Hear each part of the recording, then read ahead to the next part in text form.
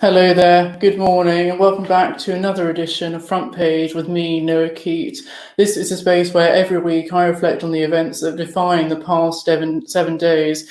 Though given the rain of news that's taken place, that might be quite tricky to do. Boy, oh boy, has there been plenty of events taking place. I also like to use this space this hour every Monday morning to speculate on what could happen over the next 7 days. Though given the speed at which news and current affairs moves, I think that would be a fool's game to try and do that successfully. We'll take a look at all of the papers as well, all of the tabloids and broadsheets. We'll have an examination of what they're saying about the world, what's happening, what political events are taking place, and we'll also look at what they do and don't reveal. And I also want to try and look this week at the political papers and how what they say on their front pages might differ from their traditional party allegiance and their traditional and historical allegiance to certain movement and ideology. So I think that could be quite interesting to explore. But whatever the news, we'll also have my cultural recommendations. We never get rid of those, however big the news is. Even if there's a breaking news story during the hour, we always have to find time to pick a book of the week, a podcast of the week, and a tweet of the week. Because I think in lockdown times or out of lockdown times, culture is so important for understanding the world. So I want to help you find places, things that you can read, people that you can look at online, and also podcasts that can fill your time by listening to them and hopefully having an enjoyable time doing whatever you get up to when you're not listening to Front Page or all of the rest of our Raw News shows. Now it's a bank holiday today, so hello and happy bank holiday to you. It might be no different to you from usual. You might be a furloughed worker. You might have already had lots of time off, and this Monday made us seem like plenty of ordinary Mondays. Or you might have time off, an official day off. You may have been working from home, but you may normally at 10 o'clock be taking part in Zoom calls, trying to establish a secure internet connection on the phone to different people, taking part in lots of emails. And this day just might be an extra day for you to take stock and relax and experience what the rest of us are going through. Or you may even be a key worker, and I salute you if you are a key worker, going out to protect us all, man the shops, pick up the bins, do what you need to do to help all of us and help society really keep going. So whatever you're up to, I'm so glad that you're joining us today, this morning on Front Page News here on Raw 12:51 a.m. I'd love for you to comment below, tell me perhaps where you are and what you'd normally be getting up to, because I know obviously this is a live stream, but I feel it can very much be approached as a visual show. You might be getting on with different things with my voice in the background and occasionally looking when I reveal my book of the week, because I think that's the one real visual part of the show, apart from my hand gestures and tea drinking, where you can see what book and what book cover I recommended. But I'd love to hear from you, hear what you've been up to, hear where you are and hear what you're doing while you listen to us. But as I say, it is bank holiday, so we're going to slightly mix up the show this week. Normally I do about 10 or 15 minutes of my ramblings before we go to the papers, but I've decided this week to be a bit different, to be a bit daring, to be a bit rebellious even, and go to the papers first. We won't look through all of them, but we'll look through 3 or 4 and I'll try and expand on what they're saying. Now, you won't be surprised to know that every single front page, apart from one, they all focus on the same story. And I'd love for you to comment below and guess what is the one front page, which newspaper doesn't talk about Dominic Cummings, the story of Dominic Cummings. Do comment down below and we'll see who gets it right. And it's all about Dominic Cummings going up north, going up to Durham during the lockdown. It's created lots of headlines, lots of furore over the bank holiday weekend, ever since the story broke, a joint exclusive by the Daily Mirror and the Guardian on Friday night. And the I paper follow it very closely. They say chaos in number 10 as Cummings clings on with PM support. I don't usually, as I've said before in previous shows, I don't usually watch the Downing Street daily press conference, but I thought after the events of the weekend and the fact that the Prime Minister was giving, for once he was giving the press conference, I thought it would be worth tuning in. And they say that there's drama and farce in Downing Street as the Prime Minister's top aide seeks to save the job after claims he broke lockdown rules, with Boris Johnson seeing, he very much backed his advisor. He gave a TV address to the nation and said that he did nothing wrong and acted in a legal and moral way. And I think that really has caused a lot of shock among people. And I think we have to look at this really in a really broad perspective. We can't just say it's Dominic Cummings, we don't like him and therefore we must go. I think we have to look at the context and the scenario especially closely. And I want to start off by offering a bit of sympathy to Cummings and his wife, which may seem, his wife Mary Wakefield, which may seem shocking at first, but I want to assume that they did something for the right reasons, and that was to try and find appropriate childcare for their children, for their child rather. I think they had assumed that both of them were likely to to have coronavirus symptoms or already had coronavirus. I want to start off by almost giving them the benefit of the doubt in terms of wanting to find that sort of protection for their child. But that's the one area of leeway, the one area of flexibility that I'll give them. Apart from that, I have very little sympathy from them after that, because of the fact they went all the way up to Durham. This is 260 miles from where they're living, 264 miles to be precise, to the family home, supposedly to find childcare. Now, I'm not aware of their personal circumstance in London, nor are most people that I've seen, whether on Twitter or all over the news. We don't know. We do know that they have relatives in London, but we don't know whether they could accommodate the child, whether they were able to look after them, or what was the best context for them. But I think it is the distance that really causes lots of incredulity and anger among individuals, the idea that they went so far away, especially as the UK was entering into lockdown. It's a sense that people weren't acting in good faith. And I think lots of anger just does stem from the fact that rules were broken. We heard that Prime Minister's historic address back in March when he said that we would have to enter lockdown, that we'd only be able to go out with certain circumstances. Gosh, those words are very difficult to say in the same combination. And it was only under those rules that we were able to go out. And there was a sense that people needed to work together, and we all had to temporarily separate ourselves from our families. We all had to go into that lockdown in order for it to be effective and to prevent the virus spreading. So I think lots of anger stems from the fact that rules were broken, end of.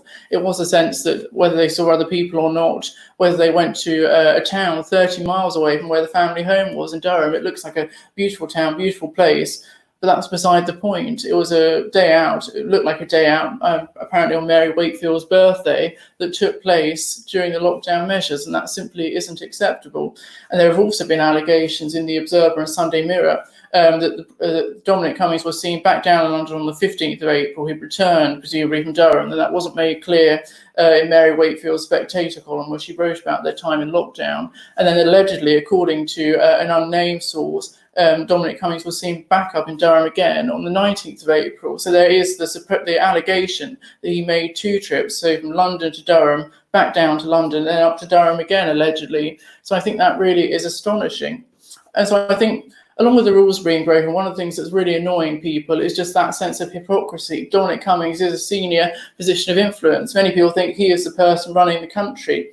I've always been slightly more sceptical about that than other people, because I take the old Margaret Thatcher phrase that advisors advise and ministers decide. Ultimately, it was Boris Johnson who chose to appoint Dominic Cummings. He chose to keep him on throughout Brexit and after we'd officially left the European Union.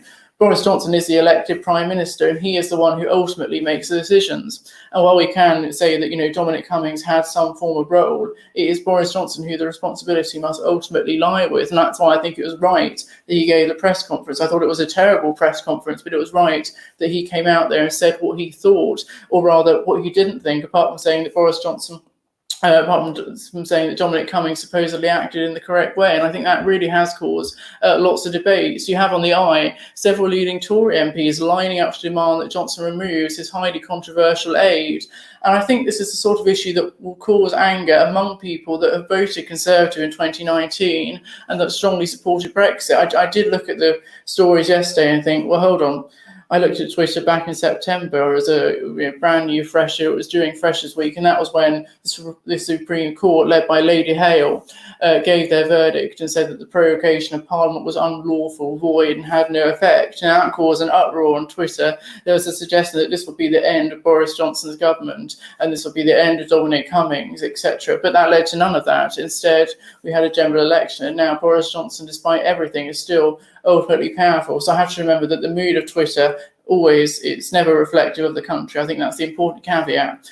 But I think this will annoy people in a way that the prorogation of Parliament clearly didn't, because it had no effect on the election result.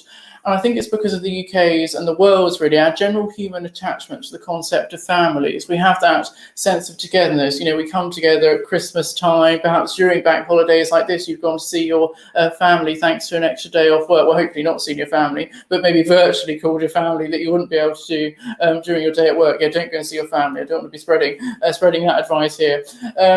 But it's the idea that we have that sense of collectiveness and that togetherness among individuals. Even though Margaret Thatcher said there's no such thing as society, she later said there are only individuals and their families. And historically, it has been Conservative governments that have promoted the idea of families and togetherness as a bedrock of units within society. And yet it's also been a Conservative government that's forced individuals to sever those links between their families, saying that only by separating yourself from your elderly parents, your vulnerable relatives, or individuals with underlying health conditions are you able to prevent the virus spreading and therefore damage being caused to us all. So it's clear that they've forced individuals to sever those links, which individuals have been willing to do. They've been willing to play by the rules. I think it's been surprising how conformist we've all been. I think the government initially expected around 75% of people to adhere to the lockdown measures. Well, that was closer to over 90% of measures. And so people think if I'm willing to sacrifice spending time with my family, then I expect everyone else to do it. You expect all individuals, not least those at the top of government, to behave in good faith. And that clearly hasn't been the case here. You've seen story after story of people not being able to see their dying relatives in care homes before they passed away, not even being able to attend funerals and having to watch them via iPads. And then obviously happier stories like, well, still a sad story, but not being able to go to a wedding or a christening or other events, not being able to go to religious services. These sacrifices that people have made, they've been willing to give up their own liberty for the greater good and a sense of altruism towards other people. And we've just not seen that here. It's been the prime example of someone not doing that, even if it was to find childcare for their young child. Was there nobody in London that could have done that, really? Obviously, we don't know. We know there are relatives, but we don't know whether they could have looked after the child.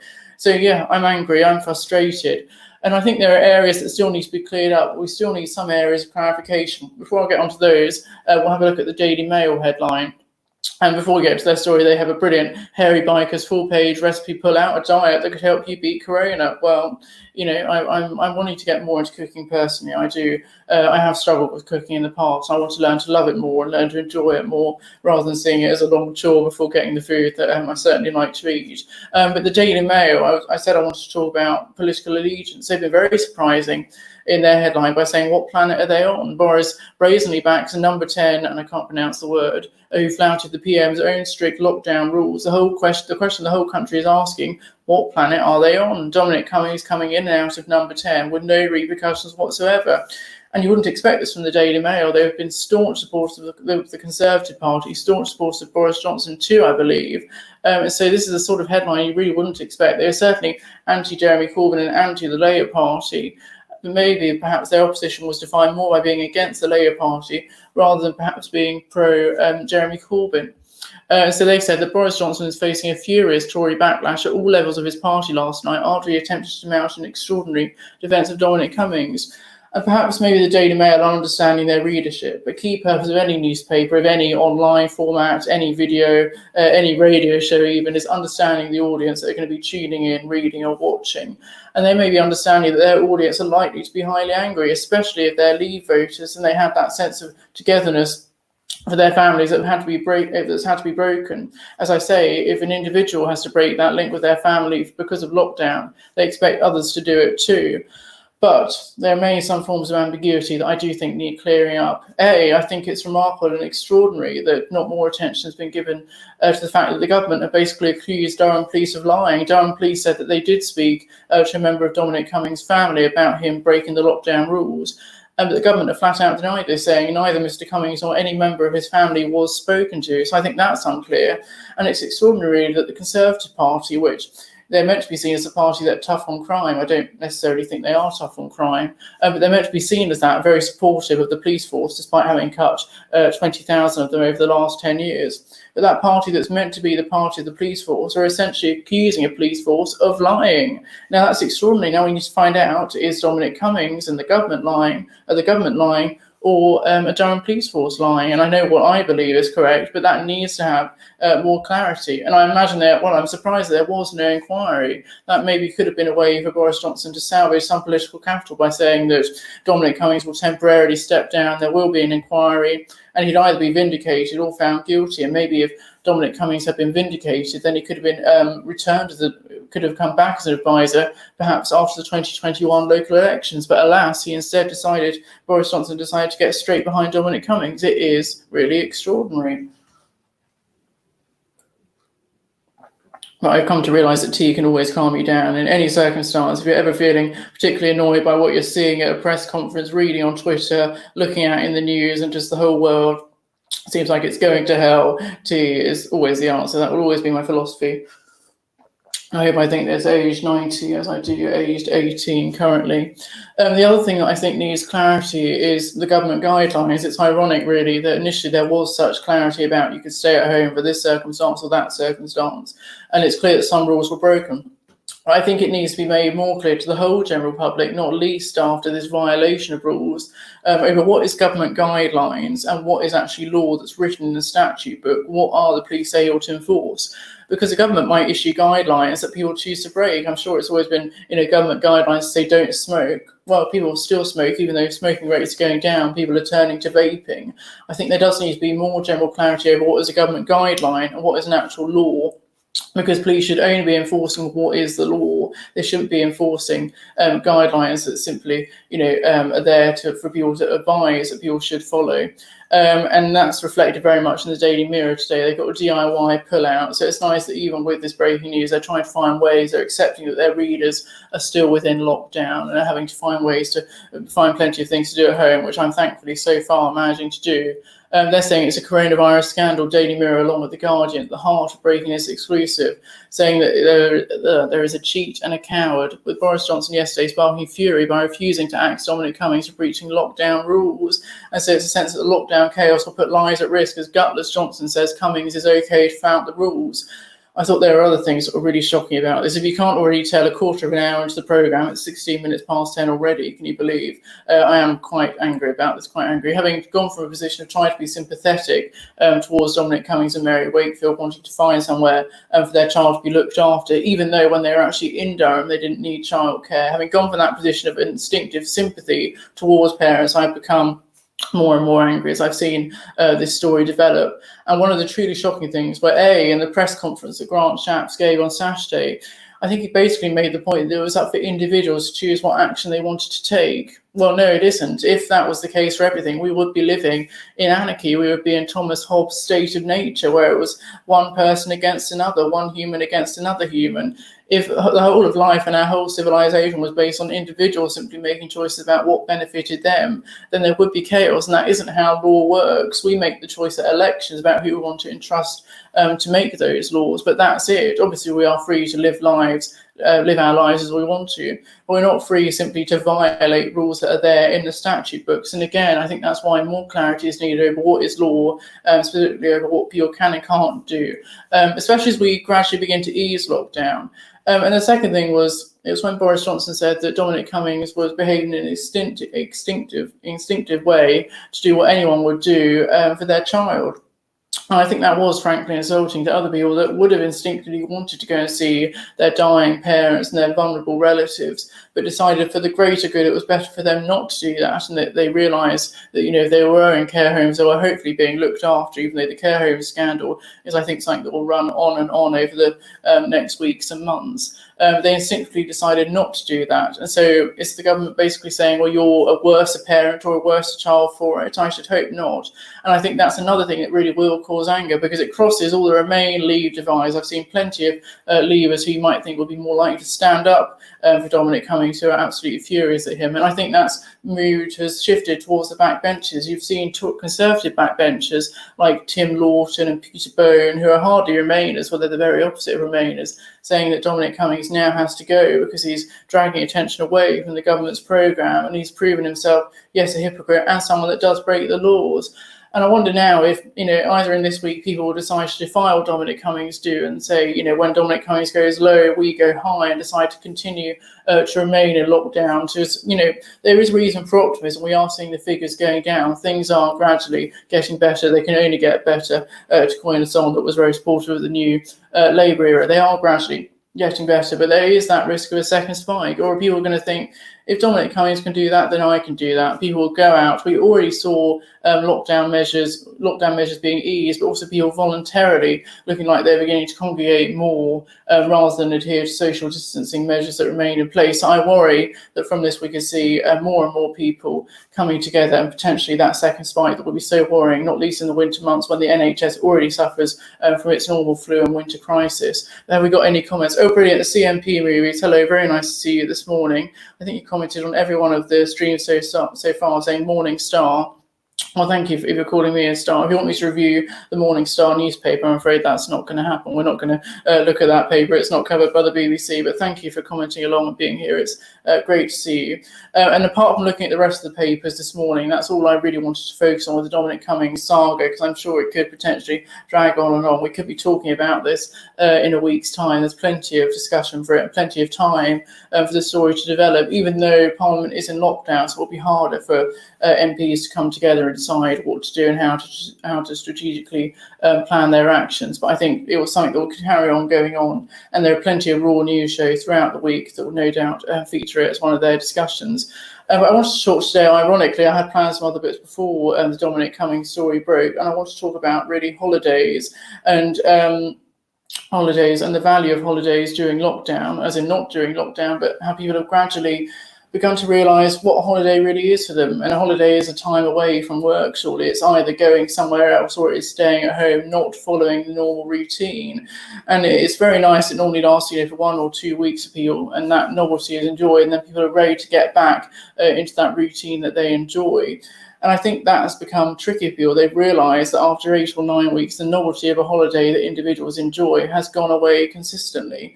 They're stuck at their homes, maybe surrounded by their families, and that time that they look forward spending away, they're almost desperate to get back to the normality of life. And I think that's why we saw a lot of people going to the beaches last weekend or the weekend before, during the week when they'd otherwise be at work, whether it was Southend Beach or Brighton Beach. You have people spending more time at these holiday resorts, deciding, it's a perfectly natural instinct for them to do that. And they may have been able to maintain social distancing. Perhaps it was possible. I'm not entirely sure. It didn't look like they're maintaining social distancing. But maybe it was to do with the camera lenses. But in a way, I can understand why people want something that's a bit different for them. It's something that's different from their routine of being at home. And I think we are going to see the rise of the domestic holiday. I think we're going to, you have companies like Ryanair that are announcing that they're going to start flights again from the 1st of July, which I think is brilliant. I'm a big fan of Ryanair. I think they're excellent for budget airlines and giving more people the opportunity to visit not least Ireland, but wonderful parts of Europe, exploring it at cheaper prices. And I want to defend holidays both within the UK and abroad. As I've said before, I didn't go abroad a lot as a child, but I want to defend that idea of human exploration of the world in which we live. There are so many brilliant parts to see, and while we can look at images on Google, it's not the same as actually being in the place and understanding the civilization, the people that live there, that history, getting that in-depth, rich culture. And so I want to defend that idea. And certainly in the early 20th century, flying and the idea of going abroad was very much for elites. It was for the richest within society, while ordinary families would go to places like Butlins and holiday resorts within the UK. That chance for exploring elsewhere wasn't available. And I think we are going to see the decline, perhaps, of international travel, perhaps due to paranoia. There's always, I suppose, a level of paranoia with travelling abroad, the different customs, the different culture. I imagine we go to lots of restaurants. Much as I love supporting independent restaurants, both in the UK and abroad, there is that fear of food regulations and whether the regulations that companies have to follow in the UK are adhered to overseas. And so there is a sense of paranoia and concern. And so I wonder, with that, along with concerns over the coronavirus outbreak, the potential for a second spike could lead to people deciding to holiday more at home. They might decide that either even staying within their town or going to a local caravan area, going to a beautiful national park or to the seaside is more for them. And that could mean that the tourism industry in the UK is one thing that benefits brilliantly, almost. I mean, it's wrong to say it in that way, but they're the one area that doesn't suffer that much from the coronavirus pandemic, because while they're clearly facing troubles over the Easter break, individuals over the summer, maybe as couples in households that they're already living in, may decide to venture further afield within their own country. Now, that, of course, remains unclear. I read on Twitter, again, take it with a pinch of salt, that some places, some sort of bars and restaurants and areas of hospitality are expected to reopen from the 4th of July. So that would be before the main holiday season. And so I think that is something positive to look forward to. We want to support businesses and want to support the regrowth of the economy. The government, I think, borrowed £62 billion in April to help fund their furlough scheme and extra borrowing. The economy is in an absolutely dire state. You don't need me as a very much a non-economist to tell you how the stark state that we're in and how worrying it really is. So I think this could be one area it does help start growth, and I think we need to see that sense of growth very much, green growth, really growing in a sustainable manner, but trying to increase employment, increase jobs, and increase investment in infrastructure, because that will be a part of getting our economy back on track. It was already not exactly in a secure state beforehand, before the coronavirus pandemic, given how big our debt was and how low our productivity was. I feel like, ironically, people exploring new areas, going to restaurants and paying money, which will in itself raise revenue, could be part of a mechanism for trying to get our economy back on track, because it needs to be on track. If you have a poor economy, you're likely to have more people unemployed and therefore needing to rely on benefits, just as you have fewer tax revenues coming into the exchequer. So it does create that sense of imbalance. I fear this is something that's going to be far worse than the 2008 financial crisis. The main way that crisis began to be averted was by bailing out the banks. It was the bankers that made those reckless decisions to offer subprime mortgages to individuals who clearly couldn't pay them back, and therefore they relied on being bailed out. And that began the process, along with awful austerity, which I didn't agree with at all. I thought you had to have a Keynesian approach that celebration investment. That was the way you began to ease yourself out of the financial crash. Well, this is a pandemic. You can't bail out a pandemic. You can't bribe a virus to go away and leave us all alone. It simply isn't going to happen. And that could be really damaging for the economy, not least in the short term. But what if it begins to restart? We begin to see improvements. But then there's a second spike of cases and more people are unable to work and the economy grinds to a halt. We're forced into another lockdown. I think that would be truly disastrous and really worrying. And that's the thing, lots of businesses, what economists like is certainty. But I think both the economy and the future of the pandemic and the future of our lives, as I've spoken about before, as you can see, lots of recurring themes coming up here. The future of our lives is defined by uncertainty, whether it's finalists who will be entering the job market from September, and what a nightmare time to be entering the job market, or even sixth form students that are reliant on a university place from September. I think the lives that we're currently living are defined by uncertainty. And I think that uncertainty is also reflected in a story that is indirectly linked to coronavirus, but isn't fully defined by coronavirus. I'll tell you after my slurp of tea. Trying to maintain an element of professionalism at all times. And there's a story I saw in the news about Parliament, whether or not it's going to be refurbished, and that does create some uncertainty for parliamentarians. We know that ever since the pandemic and MPs went on their Easter recess, that Parliament has been operating virtually. You've had some individuals in the chamber answering questions like ministers, but many people zooming in to ask their questions, lots of select committees being conducted in a virtual way. And that's been reflected now it's not being reflected anymore because MPs have voted to end the virtual session of Parliament and for all MPs to have to return a week today or a week tomorrow after their half-term recess to do work in their constituencies. But this is part of, I think, broader area of a concern that needs discussion, is when is Parliament going to be refurbished? In 2019, MPs did vote for Parliament not only to be refurbished, but wholly renovated. It was set to cost about £4 billion. And during that time, the House of Commons, I think, would move to Richmond House, and the House of Lords will move to the Queen Elizabeth Centre in about 5 or 6 years' time, for 5 or 6 years while the development took place. Because it was seen that the most economical way of wholly renovating Parliament was for MPs and peers to completely be out of there. Essentially, that area of Parliament, the Palace of Westminster, would shut down for renovation while MPs and peers moved elsewhere. But there is a real sense that might be put on the back burner. The costs of the renovation are likely to cost more than £4 billion. All projects end up costing more than they usually do. I'm a huge supporter of HS2, and I think that's a key way to bring investment and growth, not least in the Midlands and the North. But that has cost a huge amount of money, and there will probably need to be some audit or some inquiry to understand why it has cost such an astronomical sum, even when it's not set to be finished for at least 10 or 15 years, even though I think in the long term, having HS2 and probably HS3 too will bring many benefits to those areas. So that I can understand in one sense why MPs are more reticent and restrained about wanting to focus on the renovation of Parliament when the economy is in such a dire state. Surely it'd be better to focus on improving people's lives all around the country rather than prioritising London and the South East. And for number one, I want to defend London and the South East. I do think they get a lot of bashing, but within many of those areas, they're almost portrayed as the hubs of capital and wealth and investment. And while they clearly are, there are also many areas of poverty and great inequality in those areas. So the idea that the situation is fine in London and the South East, I think, is just frankly incorrect. But secondly, Parliament simply isn't fit for purpose. The infrastructure there is based on the 19th century, whether it's the toiletry systems, the fire systems, the electrical systems, the drainage, the plumbing. It's basically an accident waiting to happen. I remember once either watching Parliament or seeing on Twitter afterwards, because as you know, I do like to spend lots of my spare time on Twitter, seeing that the House of Commons chamber had been flooded with water. And so during the middle of some important debate, I don't think there were that many MPs present in the chamber at the time, water began to flood, and so the sitting had to be suspended. So that area of democracy taking place in the chamber was unable to happen, and that could easily happen with a sort of fire, perhaps, in the Palace of Westminster. Parliament would be shut down. It's going to take them many years to be able to set up those infrastructure where the temporary parliaments will take place. So MPs would be unable to sit in the Palace of Westminster, but they also wouldn't be able to move over to their new institution because it hasn't been set up. So it is an accident waiting to happen.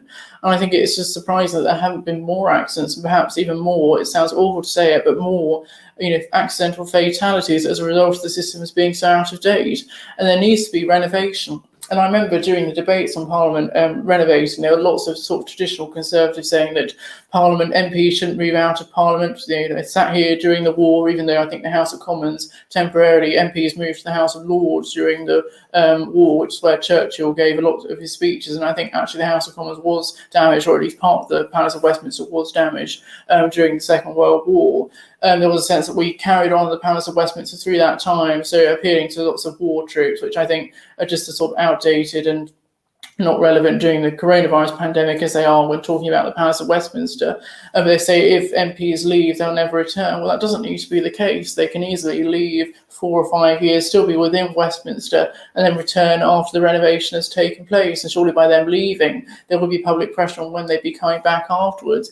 And I think it's because lots of old traditional Conservatives, I mean, you can have young Conservatives as well, I shouldn't be so ageist, but they fail to understand that sometimes the only way to conserve an institution is to allow it to evolve and reform it and ensure that it is fit for purpose. And the Palace of Westminster, just from a safety concern, clearly is not fit for purpose. So while I understand that individuals, from a public and media perspective, it might not look brilliant to be spending billions of pounds on the Palace of Westminster and MPs who are paid a very decent salary, just as the country is going into an economic recession, if not a depression, which I fear we could be headed for. I think there also needs to be an understanding that this institution is a vital beacon of democracy, and only by individuals, only by it being refurbished are individuals able to speak from there and our debates and votes able to take place in the future. We're also seeing some of the impracticalities of the Palace of Westminster that will be evident after MPs return from their virtual session, which, as I say, will begin in a week. With voting, MPs vote in the division lobbies. I was very lucky enough to go down a division lobby during a tour of Parliament 2 years ago. It's one of the highlights of one of my trips to London, and they are very packed together. When you think there are 650 MPs, you have 300 MPs going in each division lobby. That's a huge amount of people altogether, certainly not adhering to the 2-metre social distancing guidelines, which they're encouraging others to adhere to. And so I think the only way that would be able to work is if there was a long queue of MPs 2 metres apart, which could last over a kilometre. So it's just impractical. And I think electronic voting can work perfectly well in the future. It works fine in the Scottish Parliament. I'm not quite sure how the Welsh Assembly do it. And it was manageable while the coronavirus pandemic was really underway and MPs were sitting virtually. Of course, there were a few areas with some MPs voting aye or no when they should have voted for the other allegiance. But that would, there is always teething problems when you have new reforms and new developments. And I think that is something that needs to take place. So I think generally Conservatives need to understand that the only way to preserve the Palace of Westminster as a place for MPs to speak from in the future is by allowing it to be renovated. And there will be, of course, those that argue that say we should turn pretty much the Palace of Westminster, we should renovate it, but turn it into a museum. I don't agree with that. I don't think that the House of Commons or Lords should take place outside London. Well, I'm all for big infrastructure, big investments in the north. Labour MP Caroline Flint wrote a brilliant article for the Yorkshire Post at the weekend saying the key for getting investment back into Yorkshire was about manufacturing, and the fact we need those manufacturing jobs, those secondary tier jobs that are done in a sustainable way but can generate growth. That is a key part for the north. But actually, when you have London, it is such a hub for the rest of the world. And so I therefore think it would be impossible and wrong for the legislative chambers, the House of Commons and the House of Lords, to be located anywhere else. I think they should be located in London, in the Palace of Westminster. They have to be willing to move out, both from a safety perspective and for the long-term conservation of our democracy, in that sense that MPs are able to argue and hold ministers accountable, which, given how many dictatorships there are around the world, is something that we really should begin to cherish. Now, enough of my ramblings temporarily as we move on to some cultural exploration. I always wanted that to be a key part of the show, because while I love talking about the news, as I say, I never know whether I'm always right, and that's why I love you getting involved in the comments. While I love talking about the news, I also love lots of culture as well, and it's sometimes a perfect escape. So I want to offer you my book recommendation this week, which I think is a book with maybe the most beautiful cover that I've presented so far. It is Middle England by Jonathan Coe, and he makes it very clear on the front cover. Just look at that cover, isn't it just delightful? He makes it clear that it is a novel, and it is a novel, and a brilliant novel at that.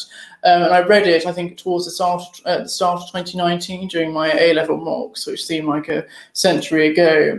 And it's set from the perspective of lots of different characters throughout their lives. It's set over 8 years. It begins during the 2010 election, when Gordon Brown called a woman a bigoted woman, and it was brilliant watching clips of the 2010 election coverage being replayed on BBC Parliament a couple of weeks ago. It stems from 2010 with the general election all the way through to 2018. I can't remember precisely what point in 2018 it gets to, but it's set over a long period of time with lots of different characters who are all directly or indirectly related. You have a left-wing journalist who lives in a lovely townhouse in London, writing about the plight of austerity and how it's really affected the poor, probably writes for The Guardian. You have an aspiring novelist who lives in Middle England, trying to get his first book published and struggling to do that, or maybe he's had a book or two published before. You've had a young woman who meets a partner on a speed awareness course, so only by speeding does she have to go on that course, where she meets her future husband.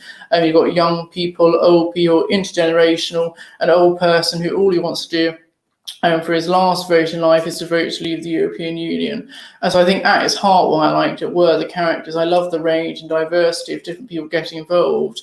Now, many of the characters in this book had featured in a previous 2 books previously. I think The Rotters Club and The Closed Circle, which are set during different political times, published in 2001 and 2004 respectively, I believe. This was published 2018. And I liked it not only for the characters, but obviously the political themes it covers. I believe Scottish independence, the London riots, the London Olympics, the vote to leave the European Union. So the political themes running through it were obviously going to get me hooked from the start. It wasn't just the cover that got me too.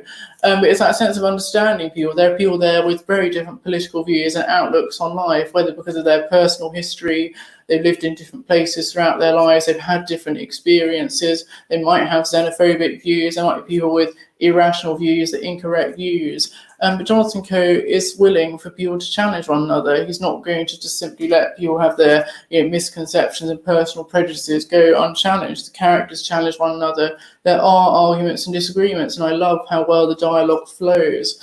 One of the hardest things about writing fiction is writing a dialogue and trying to make it sound natural. So I think when we're having conversations with one another, we don't consider the dialogue, we just simply engage in the discussion and allow that to flow through without thinking. But this is written really well. There's also some lovely description as well, both of the areas. I love the sense of place. It's set in, obviously, the United Kingdom in England, but the sense of place, whether it is in a lovely urban city like London, which is where I aspire to live in the future, or somewhere that's far more rural as well, as you can see from this front cover. It achieves a real sense of place, of balance, and of prose as well. Just the writing and description, it covers the political events, but doesn't go into too much depth. And their lives do develop over 8 years. It's easy to gain the assumption that an author would normally write this sort of book over multiple books, and their lives would simply develop for the sake of furthering the story and selling copies of books. Well, that isn't the case here, obviously, because it is only one book published 14 years after its predecessor. But also he's willing to show that their lives do occur in a natural way. They do have ups and downs. They get to know each other. There are divorces, disagreements, counselling, trying to understand how the other person thinks, and very much how the political does shape the personal. I'm a firm believer that personal events, the personal is political, and that is so well reflected here. I saw today, I was very pleased to see that he's got another book coming out later this year, Jonathan Coe, I think set in Greece, so it's different characters, but it's so well written, this book, that I'm desperate to go and read the 2 books that preceded this. I didn't feel like my view had been spoiled by reading the 3rd book before I read the 1st and 2nd, though I'd logically advise someone in the future to read the first 2 before this. But it's so well written, with a great sense, great grasp of recent history, politics and the lives of people and how they think, then I think it's really worth your time. And you don't have to be a huge politico like me to understand it. There are bits that are recapped. I suppose Johnston co-assumes there'll be people reading his book for the first time in 10 and 20 years, when the events in these books will seem like what ancient Greece seems like to us now. So much will have happened since. But I think it was really enjoyable. I enjoyed reading the book, and it made me feel, I felt really satisfied when I finished it, because I felt like I really understood these characters and their lives had taken place in a really interesting way over the 8 years that the book is set. And I hope that there's a fourth book published, because I'd love to read that. There might not be for many years to come, but I hope he's busy writing away now. Middle England, it's really worth your time, whether you're in Middle England, Scotland, Wales, Northern Ireland, all around the world. This is a book that I think can really appeal to most people who like intelligence and who like reading great books. So Middle England is the one for you. Put that back here. Have some more tea. And some more comments as well. It's great to see comments coming through. The CMP movies saying he believes that the Morning Star was the one that didn't mention Cummings. Well, it was whether you're talking about the Daily Star, that was the one that didn't reference Dominic Cummings. I always think if there's a big news story, I'd either predict that the Financial Times or the Daily Star, almost the polar opposites in terms of the sort of news they cover, they'd be the two ones that wouldn't directly focus on the main story, but it was the Daily Star. The CMP movie saying, of course, you're a star. Oh, that's most kind. Thank you for tuning in all these occasions. As I said, I'd love to know who you are, whether I've known you before, whether I know you from Warwick or from another experience, but of course you don't want to comment that's fine. And the brilliant Alex Elber is saying she's listening in while on her 5k run walk. Brilliant. I hope that's going well. Well done for doing the daily exercise, although of course now it's unlimited exercise. There are no restrictions on that. You can go and exercise 10 times a day if you like. I won't be one of those people doing that, but if that's your thing, then that's fine. Let's take a look at some more of the papers as well. As I say, only the Daily Star, not focusing on the Dominic Cummings story, but I'll ease into what some of the other headlines say. The Guardian today, they start with a sort of journal piece from Martin Kettle saying that Johnson has laid bare his disdain for the British public. I saw an interesting piece by Stephen Bush, the New Statesman, that said for the first time Boris Johnson has looked at the polls that show a majority of people, 52%, that the cursed number, 52% want Dominic Cummings to resign. The first time he's looked at those polls and seen an issue and said to the public, no, you can't have that. Their main headline from The Guardian, no apology, no explanation. PM bets all on Cummings, with Tory MPs and experts are furious over the apparent lockdown breaches, and the police are going to investigate. That was last night's exclusive by the great Pippa Carrera, who's the political editor of the Daily Mirror, saying that the police are going to investigate a sighting at the Durham beauty spot last month. Because it was unclear the exact timing of when events took place. I think his visit to this town 30 miles away from his parents' home took place during the time he was up in Durham the first time, or maybe the only time. That's the thing that we need more clarity on. But Johnson saying he followed the instincts of every father and parent, which, as I say, is deeply insulting to the individuals that were willing to sacrifice spending time perhaps with their dying relatives because they believed in the greater good for the country and trying to contain and prevent the spread of the coronavirus. So I think there really does need to be more clarity. And then this unnamed witness saying that he saw Dominic Cummings a second time in Durham after he'd been sighted back in London in some natural reserve. There is more clarity that's needed, and as I say, that's an alleged accusation, because while the first witness that saw him in the town has been named, the other witness wants to remain anonymous. But very much the sort of headline you would expect in The Guardian, who've always been very anti the Conservatives and really going on what a lot of the country were thinking. There just was that lack of explanation. And it's an interesting question, really, whether Dominic Cummings could have pulled through this if on Saturday they admitted, I made a mistake, I did something wrong, I did what I thought was right for my child, and whether people would have been willing, if they'd come on the front foot, whether people would have been willing to be more forgiving and show more, cut him more slack. But I think it's the assumption that he did nothing wrong and pretty much accusing the police of lying that has really allowed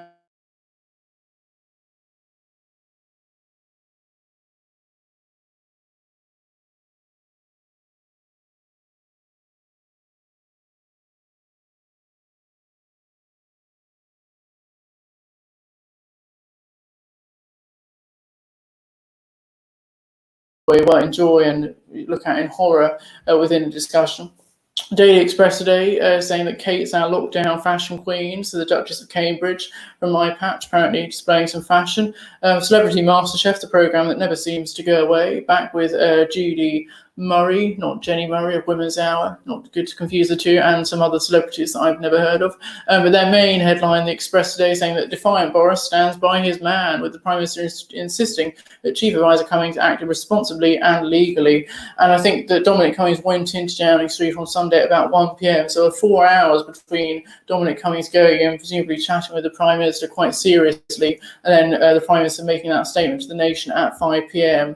The Times today have got a bank holiday quiz with a jumbo crossword. I'd love to hear how you're spending your bank holiday, by the way, whether you're a furlough worker or someone who would normally be working from home Monday to Friday, how you're going to be spending your Monday off and enjoying your extra day of, I should say, freedom, but many people do find their work freeing. I know I enjoy working and keeping myself busy, but how you're enjoying your extra day of not having to respond to emails or go on Zoom calls unless you choose to, and where you're listening from, really. It'd be lovely to hear whether we've got listeners all around the country or maybe even some listeners all around the world. It'd be great to hear that mixture. The Times today saying that Cummings acted like any father, insisted Prime Minister, and it's all about how Johnson was very much defending his aid amid backlash from even the cabinet. So we're really seeing a backlash from both backbench Conservative MPs, not typical Conservative MPs you'd expect to be opposing Dominic Cummings, even staunch Brexiteers like Steve Baker and, as I say, Tim Lawton and Peter Bowen, the sort of individuals that you might have expected to be more grateful towards Dominic Cummings for being part of that general election 2019 campaign that helped to ensure the Conservatives won their majority of 80 and were able to get Brexit done, even though, that's for another episode, Brexit is far from done. And also a brilliant political sketch from a great sketch writer, Quentin Lett, saying that there's been great tensions and mob scented blood. So maybe perhaps Quentin Lett's being more sympathetic to the actions of Dominic Cummings and his family than the rest of us. And the Daily Telegraph today, they've really gone on the headline, he's acted responsibly, legally and with integrity. Now, I don't think we should be too surprised about this from the Daily Telegraph. They've had a few interesting headlines over the past few weeks. I remember on VE Day a couple of Fridays ago, they had a front page with Keir Starmer that discussed care homes and the need of patriotism and how many VE Day veterans weren't able to access proper care after that they so deserve within their twilight years. So interesting, the Daily Telegraph, such a conservative newspaper, giving attention to Keir Starmer a couple of weeks ago, but today going very much on the key headline of the Prime Minister, who was a long-standing journalist and columnist for the Telegraph, saying that he gives Cummings his full backing as cabinet ministers want to risk to lockdown. So I think cabinet ministers probably are both worried about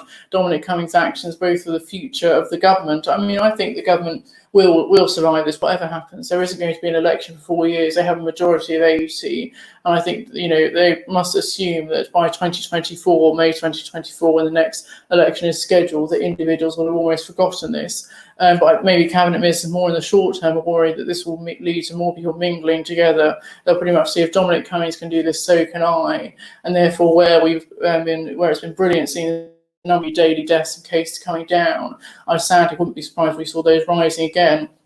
And as I said earlier, I think that would be very disastrous, obviously, for people's health, for the future of the economy and the future of our education. I wouldn't be surprised, obviously nothing is confirmed, wouldn't be surprised if Warwick, at least for the first few weeks of the autumn term, moved all teaching online, which I think would be a real shame, both for those of us that are going into our second and third years, those starting master's degrees and PhDs, but also a real shame for new freshers who are coming to university for the first time, and they're there to meet people and engage with others. They would lose that sort of socialisation and independence that's such a big part of the university life.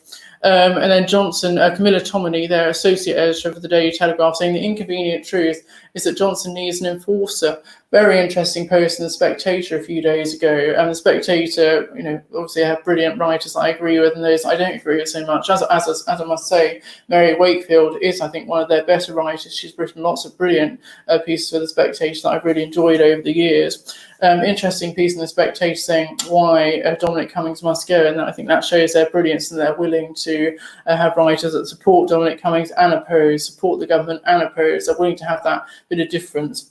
Certainly during the Brexit campaign and aftermath, they were able to have great writers saying why Brexit was a disaster, but also why Brexit must happen. But one writer, we'll get to the point eventually, saying that Dominic Cummings must go because there is that fear, that real fear within government that the Prime Minister simply isn't capable to govern by himself and that he needs someone almost holding his hand and guiding him through it. And a real assumption on Twitter over the last few days that people are losing faith and losing confidence in the government.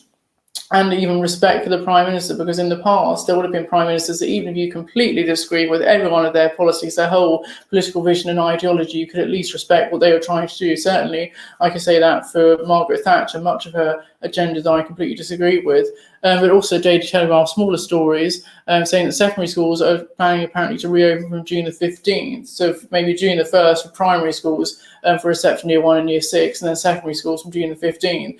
And ironically, for me at least, that was the one bit of good news within an otherwise absolutely terrible press conference. As I've said in other raw news shows like Insight and the Johnny Jenkins show last week, I think it is right that schools do gradually go back. It would be a staggered start, only a few year groups in, only a few teachers in. But I think that idea of trying to restart education, understand both the importance of education and kids being able to socialise together and develop as individuals is so important. So I think that's a really should be something positive in this otherwise complete disaster.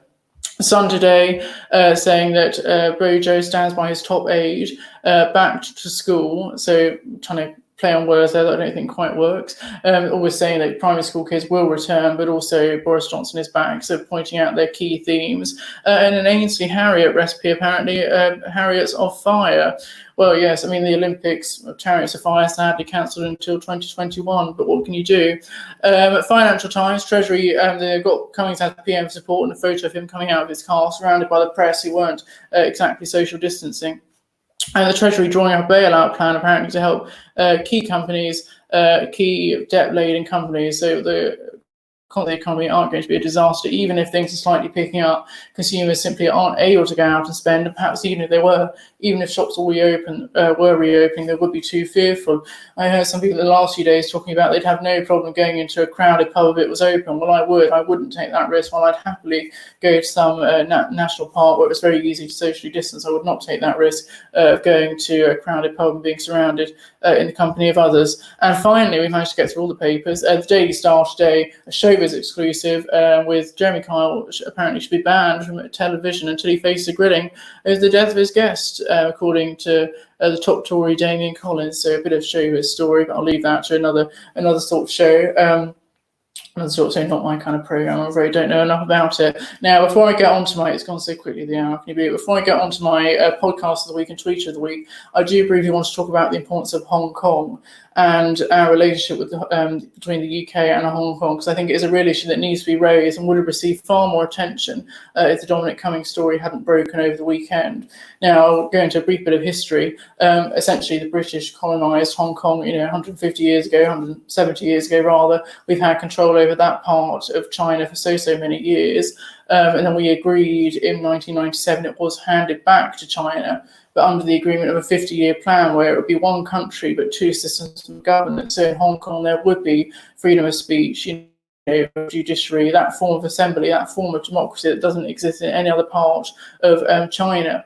And so there was that interpretation as to while we were handing it back, away from the UK as that last bit of our colony that we were losing, and so the real end of the British Empire, which I'm perfectly happy to see the end of personally. While we saw the end of that, there was the assumption that Hong Kong would be independent for at least 50 years, so from 1997 to 2047. Then there does remain great uncertainty over the status of Hong Kong, what power Hong Kong and its peoples have after 2047. But we've been seeing that being eroded hugely, both last year and this year, by the Chinese government. Last year, it caused great protests by people in Hong Kong who I think exemplify what a protest should be about. Most of it was very much peaceful protesting. You really united a whole range of people together on the streets, campaigning peacefully and standing against the intrusion of the Chinese government, not least when their freedom should last until at least 2047. Now, as I say, the future is very unclear after that.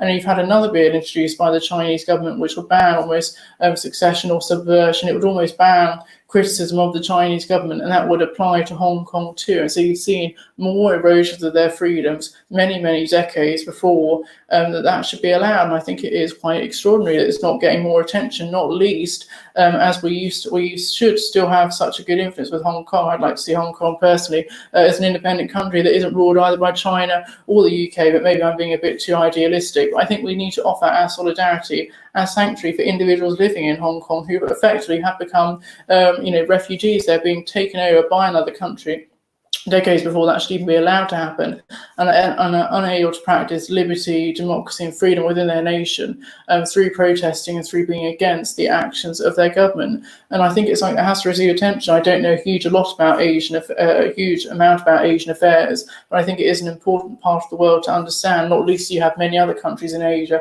all uniting together against China. They've got different cultures, different ways of life, different economies, but their one almost common enemy, to call it that, is China, not least over the coronavirus pandemic, but their appalling government, which is the very opposite of human rights and what they do to Muslims and re-education camps, watching over their citizens, being truly abhorrent. So I think if there's one thing that deserves lots of attention other than Dominic Cummings and his story. Now, don't get me wrong, I support accountability of Dominic Cummings and the UK government as much as the next person. It should be how we help those in Hong Kong. Some people have suggested that we should allow them sanctuary in the UK, and I personally wouldn't be against that. I wouldn't be against offering that solidarity and support when it's clear that the Chinese government do not have the best interests of either their own citizens or those living in Hong Kong at their heart. Now, I'll get some final comments here. Johnny Jenkins saying, do you recommend reading all 3 Jonathan Coe books in order, or does it not matter?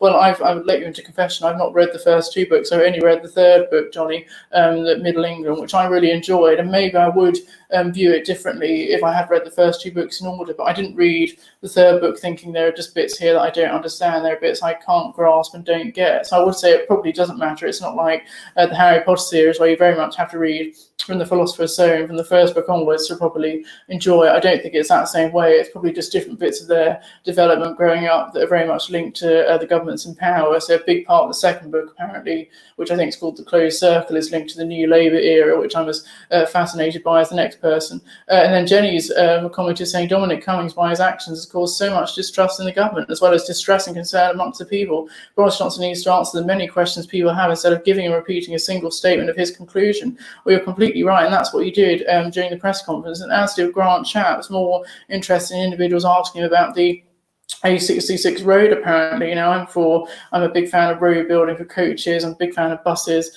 I'm a big fan of sort of public transport as much as the next person, which I don't think is going to receive much positivity over the next few years. People retreat to their cars due to paranoia about being in the vicinity of others in public transport. But I agree, he does need to answer questions about Dominic Cummings. Great news show, Noah. Thank you very much. Most kind of you. Now, we have only 3.5 minutes left to go. Every single week, it seems, whether it's bank holiday or not, I'll always run right to the wire, but we will do it. My podcast of the week this week is the fantastic Talking Politics podcast, unsurprisingly, another political podcast with David Runciman and Helen Thompson from the University of Cambridge. And every single week, often more than 1 episode per week, they look at the political events of the day in great depth and analysis.